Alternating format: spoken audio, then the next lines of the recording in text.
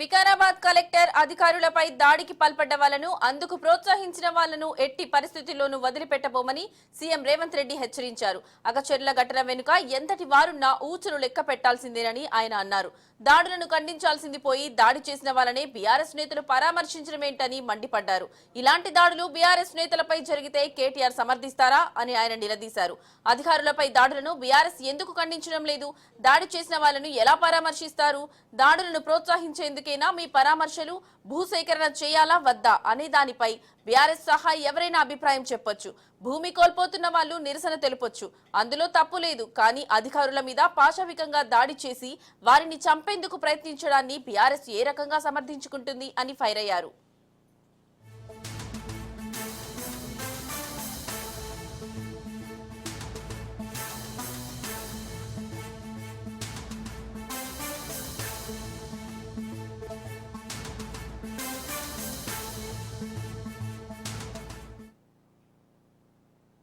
BRS నేతలు మెదళ్లు కూడా కోల్పోయారని, BRS హయాంలో జరిగిన అవినీతిపై విచారణ జరుగుతుంటే దానిపై చర్చ జరగొద్దన్న ఉద్దేశంతోనే కేటీఆర్ తనపై ఆరోపణలు చేస్తున్నారని సీఎం రేవంత్ రెడ్డి మండిపడ్డారు.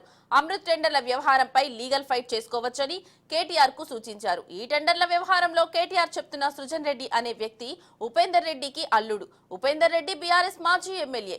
సుజన్ రెడ్డి కంపెనీకి బీఆర్ఎస్ హయాంలో వేల కోట్ల రూపాయల వర్క్స్ ఇచ్చారు.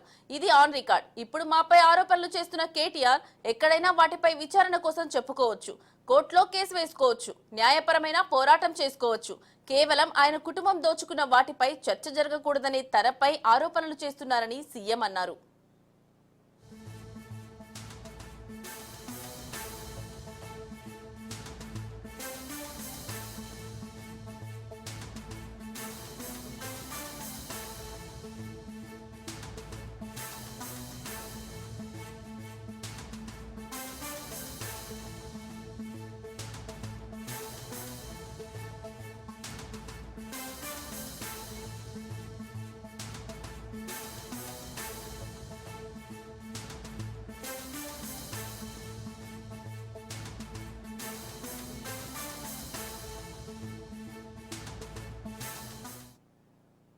బీజేపీని అతిపెద్ద అవినీతి పార్టీ అంటూ చెప్పిన కేటీఆరే ఇప్పుడు అదే పార్టీ నేతల దగ్గరకు వెళ్లి లెటర్లు ఇవ్వడాన్ని ఎట్లా అర్థం చేసుకోవాలని ఆయన ప్రశ్నించారు.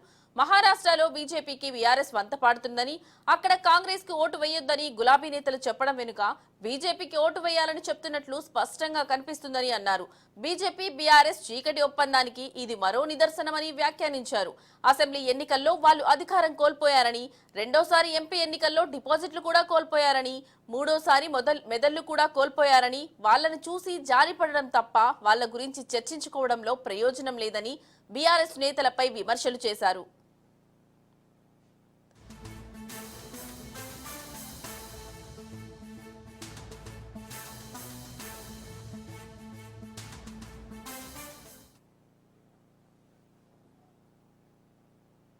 బీఆర్ఎస్ అవినీతిపై విచారణకు గవర్నర్ ఇచ్చే అనుమతి నుంచి తప్పించుకునేందుకే ఢిల్లీ చుట్టూ కేటీఆర్ చక్కర్లు కొడుతున్నారని సీఎం రేవంత్ రెడ్డి విమర్శించారు. బీఆర్ఎస్ బీజేపీ చీకటి బంధం కేటీఆర్ ఢిల్లీ టూర్ తో మరోసారి బయటపడుతుందని అన్నారు. బీఆర్ఎస్ అధికారంలో ఉన్నప్పుడు జరిగిన అవినీతిపై ఇప్పుడు విచారణ మొదలైంది. ఆ విచారణకు జవాబు చెప్పకుండా ఎదురుదాడికి కేటీఆర్ ప్రయత్నిస్తున్నారని ఆగ్రహం వ్యక్తం చేశారు.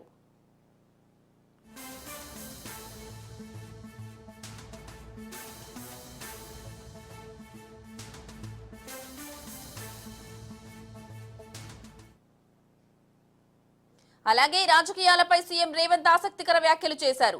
దేశంలో బీజేపీ హీట్ అవుట్ లేదా గెట్ అవుట్ పాలిటిక్స్ చేస్తుందని, కాంగ్రెస్ నేతల్లో హ్యూమన్ టచ్ ఉన్నందున అలాంటి రాజకీయాలు చేయలేకపోతున్నామని అన్నారు. పని ఉంటే బీజేపీ నేతలు ఎవరైనా ఆలింగనం చేసుకుంటారని, పని ముగిశాక కనీసం తిరిగి కూడా చూడరని చెప్పారు. కాంగ్రెస్ తన ఫార్ములాను మార్చుకోవాల్సి ఉందని ఒక రాజకీయవేత్తగా భావిస్తున్నారని కోరారు. ఇప్పటికీ కాంగ్రెస్ లీడర్లు టెస్ట్ ఫార్మేట్ ఫాలో అవుతున్నారని, 2020 ఫార్మేట్ కు మారాల్సిన అవసరం ఉందని ఆయన చెప్పారు. ఫార్మేట్ అప్గ్రేడ్ లేదా రీడిజైన్ చేసుకోవాలని సీఎం రేవంత్ రెడ్డి అభిప్రాయపడ్డారు.